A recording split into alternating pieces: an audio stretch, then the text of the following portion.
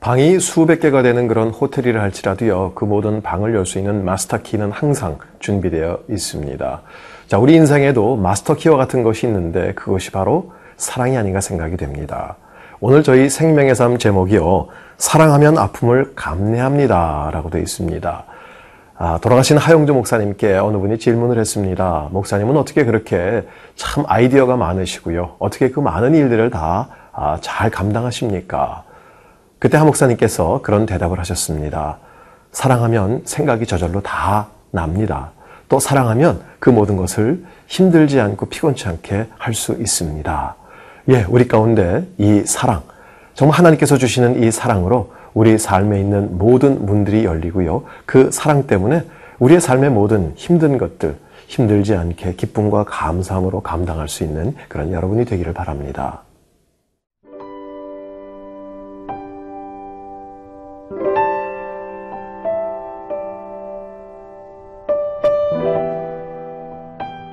고린도 후서 12장 11절에서 21절 말씀입니다. 내가 어리석은 자가 되었으나 너희가 억지로 시킨 것이니 나는 너희에게 칭찬을 받아야 마땅하도다. 내가 아무것도 아니나 지극히 크다는 사도들보다 조금도 부족하지 아니하니라. 사도의 표가 된 것은 내가 너희 가운데서 모든 참음과 표적과 기사와 능력을 행한 것이라. 내 자신이 너희에게 폐를 끼치지 아니한 일밖에 다른 교회보다 부족하게 한 것이 무엇이 있느냐. 너희는 나의 이 공평하지 못한 것을 용서하라. 보라, 내가 이제 세 번째 너희에게 가기를 준비하였으나 너희에게 폐를 끼치지 아니하리라. 내가 구하는 것은 너희의 재물이 아니요 오직 너희니라. 어린아이가 부모를 위하여 재물을 저축하는 것이 아니요 부모가 어린아이를 위하여 하느니라. 내가 너희 영혼을 위하여 크게 기뻐함으로 재물을 사용하고 또 내 자신까지도 내어주리니 너희를 더욱 사랑할수록 나는 사랑을 덜 받겠느냐. 하여간 어떤 이의 말이 내가 너희에게 짐을 지우지는 아니하였을지라도 교활한 자가 되어 너희를 속임수로 취하였다 하니 내가 너희에게 보낸 자 중에 누구로 너희의 이득을 취하더냐. 내가 디도를 권하고 함께한 형제를 보내었으니 디도가 너희의 이득을 취하더냐. 우리가 동일한 성령으로 행하지 아니하더냐. 동일한 보조로 하지 아니하더냐. 너희는 이때까지 우리가 자기 변명을 하는 줄로 생각하는구나. 우리는 그리스도 안에서 하나님 앞에 말하노라. 사랑하는 자들아, 이 모든 것은 너희의 덕을 세우기 위함이니라. 내가 갈 때에 너희를 내가 원하는 것과 같이 보지 못하고 또 내가 너희에게 너희가 원하지 않는 것과 같이 보일까 두려워하며 또 다툼과 시기와 분냄과 당짓는 것과 비방과 수군거림과 거만함과 혼란이 있을까 두려워하고 또 내가 다시 갈 때에 내 하나님이 나를 너희 앞에서 낮추실까 두려워하고 또 내가 전에 죄를 지은 여러 사람의 그 행한 바 더러움과 음란함과 호색함을 회개하지 아니함 때문에 슬퍼할까 두려워하노라. 11절 말씀 함께 보도록 하겠습니다. 내가 어리석은 자가 되었으나 너희가 억지로 시킨 것이니 나는 너희에게 칭찬을 받아야 마땅하도다. 내가 아무것도 아니나 지극히 크다는 사도들보다 조금도 부족하지 아니하니라. 이제 사도 바울은요, 자기 자신에 대한 이야기를 끝을 내면서 자신이 이렇게 자랑할 수밖에 없었던 것은 너희들 때문에 그랬다라는 것입니다. 왜냐하면 이 고린도 교인들이 거짓 사도들이 이 사도 바울을 비난하고 공격할 때 좀 방어해주고 막아주고 변호해주고 그랬어야 하는데 그렇게 하지 않았기 때문에 내가 할 수밖에 없었다라는 것입니다.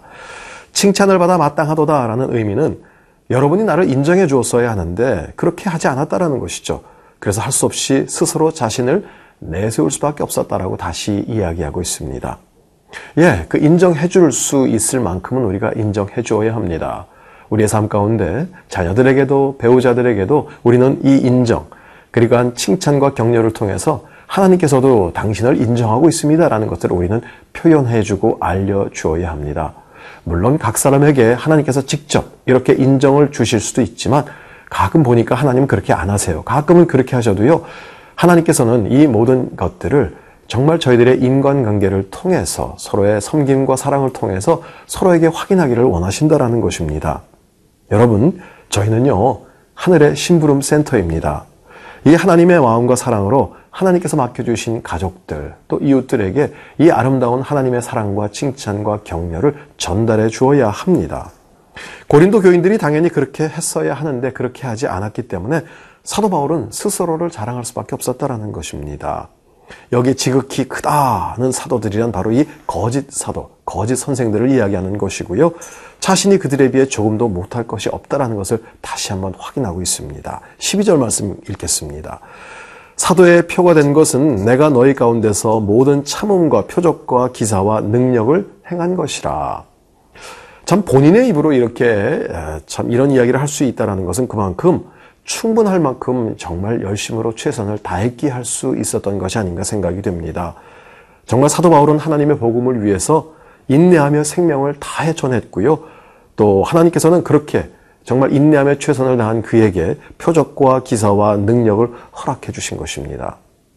저는 이 말씀을 묵상하면서 조금 부끄럽지만 왜 나에게는 이런 표적이나 기사, 능력 이런 것이 없을까라는 것들을 한번 좀 생각해 봤습니다. 그런데 그때 거의 동시에 이런 생각이 들었습니다. 나는 복음을 위해 어떤 참음을 했는가? 어떤 인내를 가지고 정말 복음을 위해서 달렸는가? 그런데 이러한 것을 이렇게 참았습니다. 이러한 문제에 이렇게 내가 인내했습니다라고 내세울 만한 것이 아무것도 없더라고요.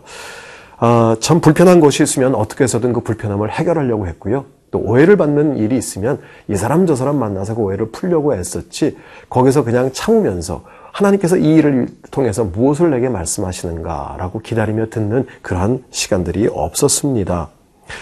참 설교할 때 모든 성도님들 가운데는 모든 일에는 하나님의 뜻하심과 인도하심이 있습니다 라고 이렇게 설교를 하지만 막상 저에게는 적용하지 않는 그러한 저를 발견할 수 있었습니다.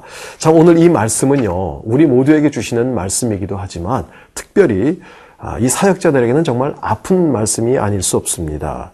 참 이어지는 말씀들 역시 마찬가지인데요. 13절에서 15절 같이 보도록 하겠습니다. 내 자신이 너희에게 폐를 끼치지 아니한 일밖에 다른 교회보다 부족하게 한 것이 무엇이 있느냐? 너희는 나의 이 공평하지 못한 것을 용서하라.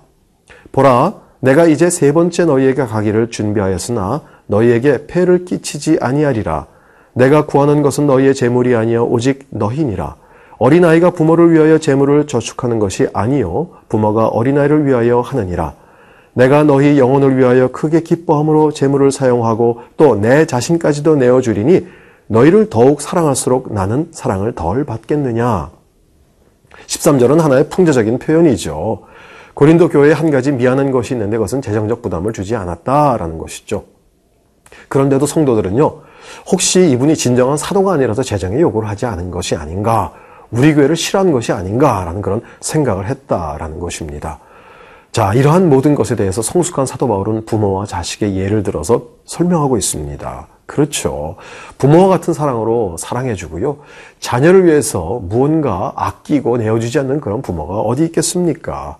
여러분, 진정한 사랑은요, 부모님 사랑처럼 계산이 없습니다. 이만큼 받았기에 내가 이만큼 준다라는 것이 아니라 그냥 아낌없이 주는 것입니다.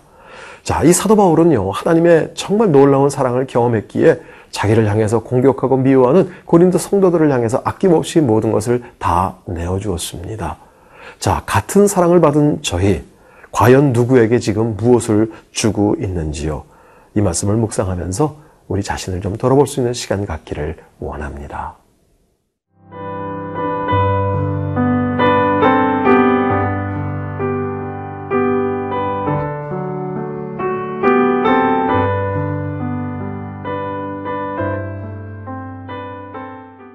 어, 16절부터 17절, 18절 함께 읽도록 하겠습니다.